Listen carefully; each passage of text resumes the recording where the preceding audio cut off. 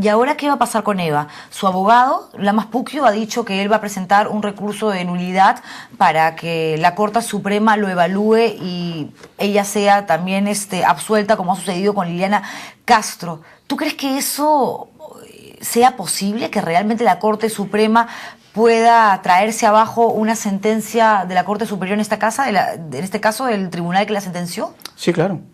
O sea, la Corte Suprema tiene todas las facultades para hacerlo. Pero en un tema tan mediático, a eso me refiero. Pero volvemos al punto de origen.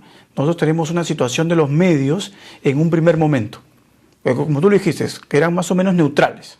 Un segundo momento de los medios en que todos, casi todos, salvo algunos periodistas que actuaron con objetividad y racionalidad, tenían una posición a favor de que se tratase el tema con absoluta imparcialidad. Y esa imparcialidad los llevaba a generar dudas respecto a la imputación a Eva. Pues teníamos hoy día un tercer escenario distinto. Tenemos ahora a la mayoría de los medios señalando que les parece injusto, extraña la condena de Eva Bracamonte.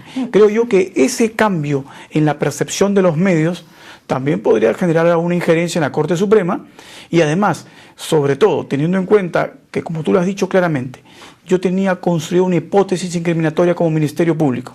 Esa hipótesis exigía que Liliana Castro sea el vínculo entre Eva y el sicario. Y no solo el vínculo en cuanto al contacto, sino el vínculo económico, porque la presunta beneficiada económicamente de todo eso era Liliana.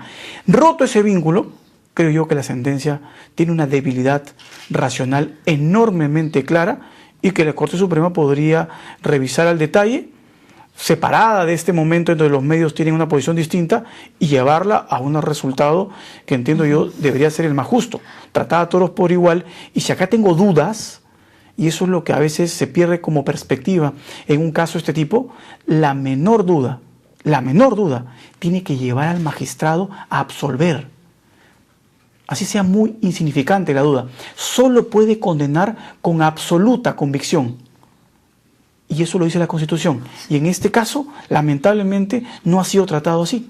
Es que hay algo que sí es cierto. Nadie tiene por qué andar por la calle demostrando que es inocente. En todo caso, si a mí me imputan un delito, tienen que demostrar, los que me están acusando de algo, que yo soy culpable. No tengo que andar yo diciendo, oigan, soy inocente. ¿Por qué? Eso sí. Y lo otro que dices es bastante preocupante, ¿no? Porque dices, claro, el papel de los medios es tan importante que esto puede servirle a Eva, en este caso, para que la Corte Suprema anule su sentencia. Pero esto demuestra claramente, Julio, que existe una falta de institucionalidad terrible, porque si el Poder Judicial tuviese la fuerza, la credibilidad y actuara con la convicción y con, digamos, la seguridad y seriedad que exige, caramba, un poder tan grande como el Poder Judicial, pues los periodistas, los medios de comunicación, la prensa en general, podríamos tener tal o cual línea, podríamos apoyar o tratar de llevar una investigación, una entrevista, un reportaje por el lado izquierdo del camino, por el lado derecho del camino,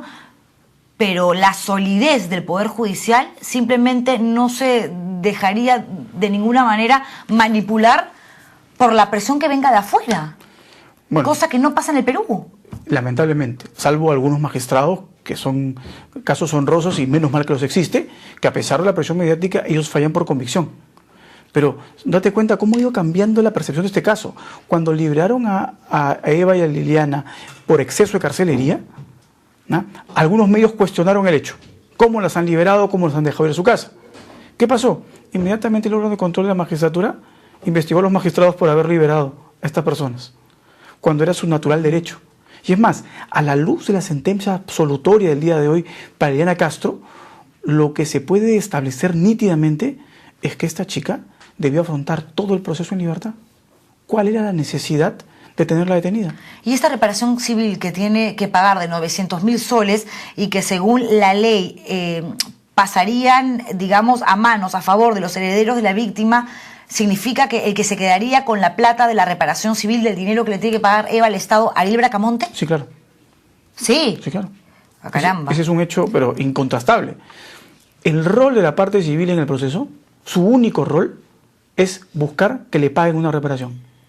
Porque yo puedo ser el agraviado del hecho, no constituirme en parte civil, colaborar con el Ministerio Público para realizar determinada actividad de prueba, porque entiendo que se debe buscar la justicia, y renunciar a la reparación civil. Y es cierto que Eva podría salir en 10 años, porque si cumple esta condena de 30 años, saldría el 2039, tomando en cuenta de que ya cumplió 3 y que justamente salió del penal por exceso de carcelería.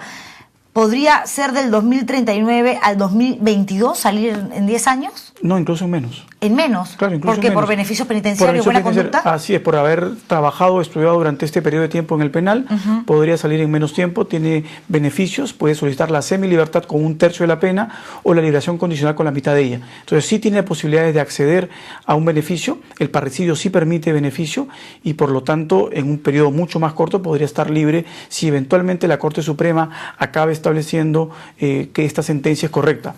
Que yo, como te digo, tengo mis enormes dudas, porque en una sentencia en donde yo tengo que analizar si los indicios son uniformes, es decir, que cada uno como eslabón de la cadena me lleva al resultado final, en este caso tengo vacíos que no engrajan, o sea, no están concatenados, y esto es vital para una prueba por indicios. 2 últimas preguntas. ¿La plata de Eva quién la maneja ahora? ¿El dinero, su herencia? Es que hay que recordar claramente, la herencia que tenía Eva mayoritariamente no le correspondía producto de lo que recibe su madre. La mayoría lo había recibido ya previamente de su abuelo.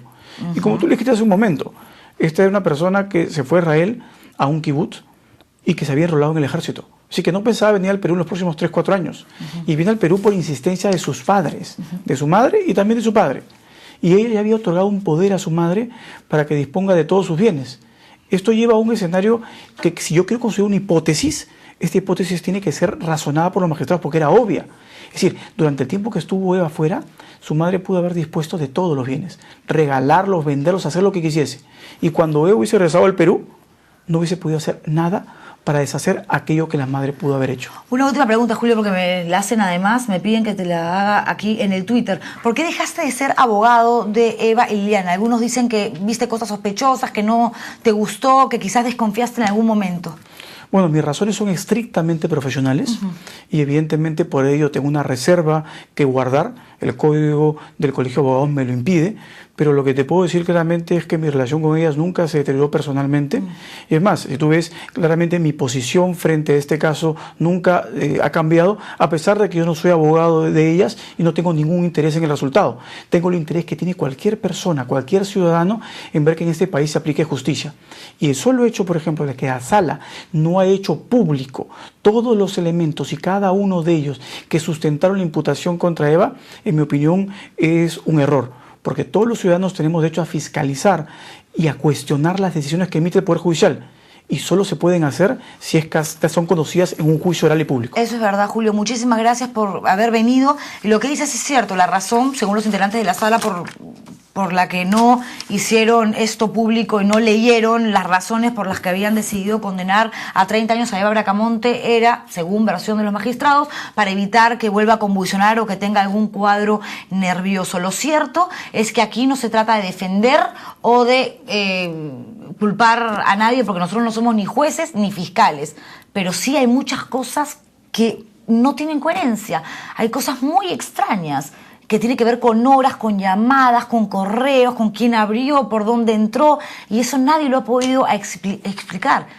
Y eso es justamente lo que hace que muchos, digamos, ¿cómo es posible que haya sido alguien condenado si todavía las cosas no están lo suficientemente claras? Eso, de allá que sea culpable o inocente, no somos nosotros los encargados de determinarlo. Gracias, Julio. Gracias, Juliana, por la invitación. Gracias. Un placer. Igualmente. Vamos a una pausa comercial y regreso con el general en retiro, Edwin Donaire. Tremendo personaje, ¿ah? Barder Troy, aquí, hoy día, en el estudio de Al Estilo Juliana. No se muevan.